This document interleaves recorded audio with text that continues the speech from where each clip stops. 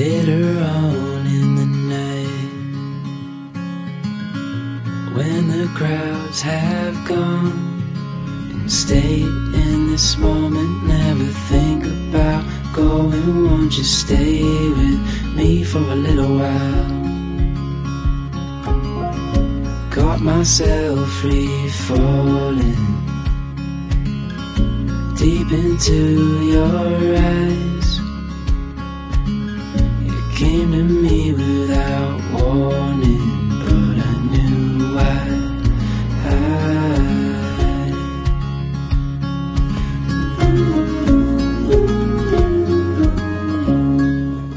Right, তো আমাদের আজকে ইতালিতে সেকেন্ড ডে, এবং আপনাদেরকে কালকে বলছিলাম যে আমরা একটা মানে স্পেশাল জায়গায় যাচ্ছি। এটা আমাদের অনেক দিন আসার ইচ্ছা ছিল, ফাইনাল অপরচুনিটিটা পাইছি। তো আমরা আজকে চলে আসছি লেক কোমোতে। লেক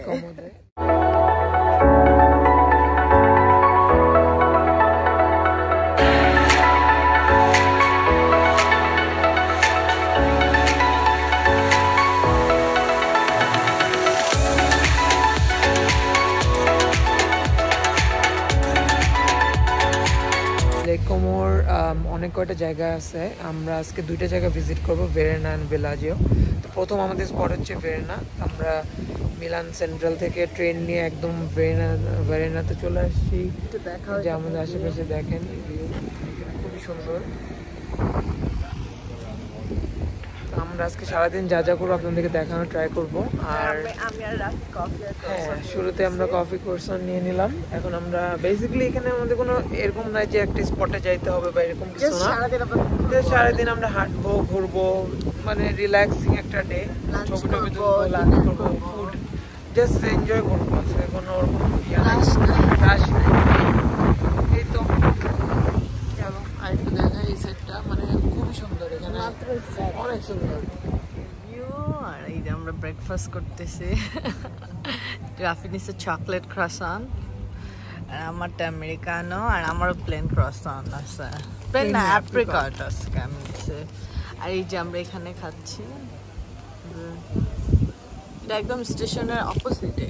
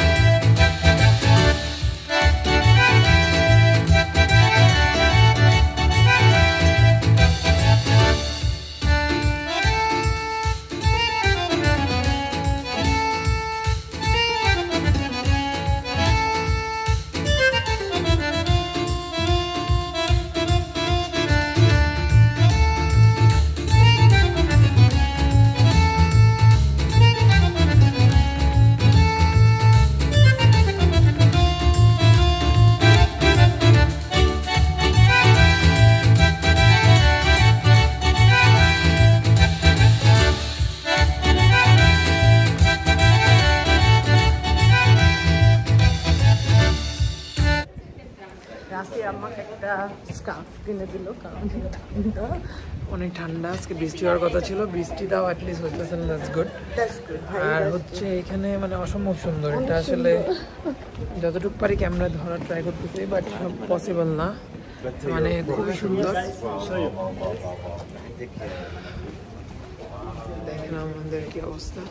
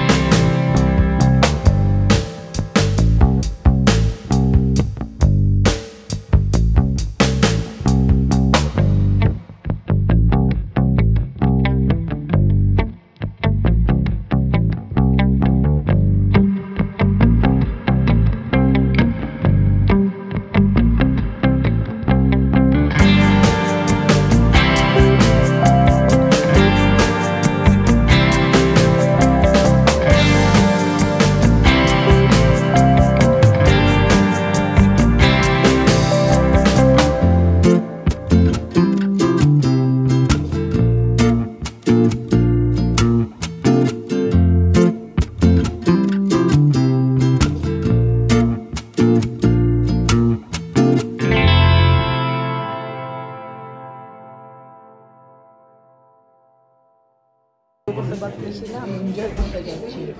আপনার সাথে একটু পরে দেখা হচ্ছে আমার।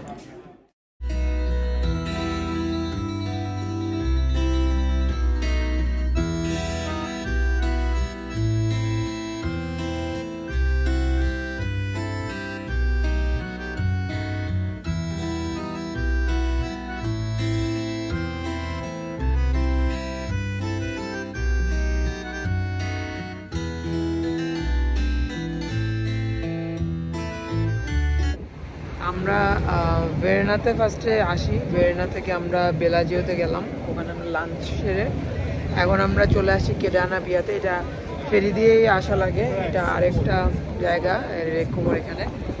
তো এখানে আমরা একটা ভিলাতে যাব, এই ভিলাটা নাকি অনেক সুন্দর, অনেক এটা সম্পর্কে আমরা দেখেছিলাম ব্লগে।